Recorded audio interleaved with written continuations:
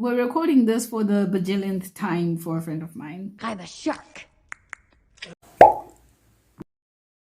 Hey guys, it's Ashley Ann and welcome back to another one of my videos. Today, as you guys can see by the title of this video, I'm doing a commentary on a movie that I was recommended to by a friend of mine. And so finally today I actually did watch it. And this, Akira, is what I think about NIMONA. Oh, I like where this is going. You want to show him? I'd love to. Let's break stuff. Metal. He's a murderer. He's a monster. He's perfect. I'm a girl just like. I'm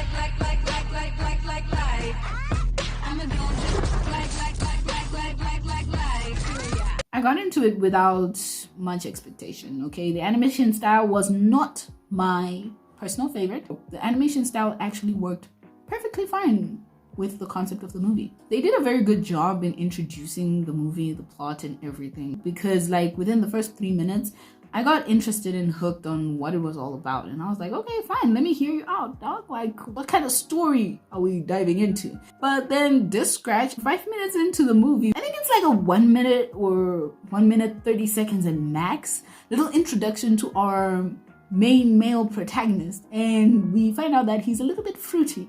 I mean, the fruity undertones of the movie are just so painfully visible. We also get like a bit of fruity tension between Nimona and Glorith, but like, oh my gosh, at least they did not make it the main concept of the movie. Nevertheless, it's not for kids, okay? Moving on to the introduction of Nimona, who is our female protagonist. I honestly just thought she was wild.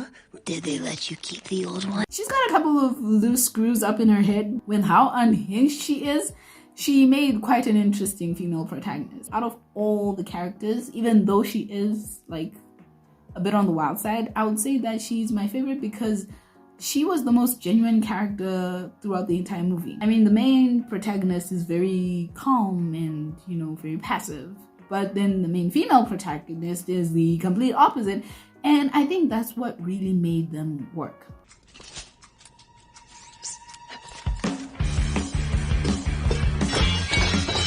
Right? But then we find out that she can shapeshift, and then it adds a whole new dynamic throughout the entire movie. And now I'm just like, oh, well, that's interesting.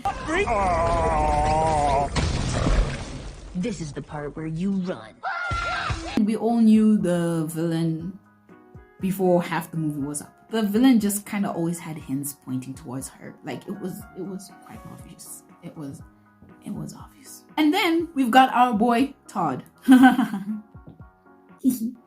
Well, Todd has to be the most annoying character in this movie. First of all, he just gave surfer dude vibe. Watch how a real knight gets this done. All right, monster slayers, let's shoot some dogs and break some hearts. I'm gonna be a freaking hero.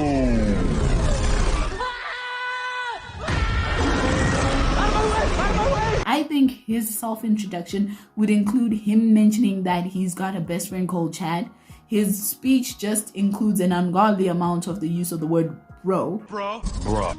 He'd probably say something cringy like Mikasa Sukasa bro. It was perfectly annoying. Everybody, Ballister thought I was gonna apologize for treating him like the trash that he is. I saw little development in them in regards to their pasts in general, but based on the movie and how I saw it, it looks like the movie was targeting mainly just a reaction scenario, just showing if this happens, that is the result. If this happens, that is the result. So, I don't know, a little unbalanced with that one. I don't sympathize with the making of connections with dark entities, but I will appreciate the deployment of the, you know, the concept, don't return, you know, evil for good. And it's always good to be kind to others. Display of kindness produces more kindness. That kind of concept. I will give it to them. So overall, I enjoyed the storyline. It wasn't bad. To wrap it up in a nutshell, I will say this. Number one, Nimona is unhinged. Metal. Number two, not vibing with the fruitiness. I mean, they could have left that out. Okay, there was no reason to include that. You could have left it out. 3, arm chopping is not a love language. Arm chopping is not a love language. That probably stood out to me more than anything else in this movie. Arm chopping is not a love language. So with that said, guys, that's all I have for you today.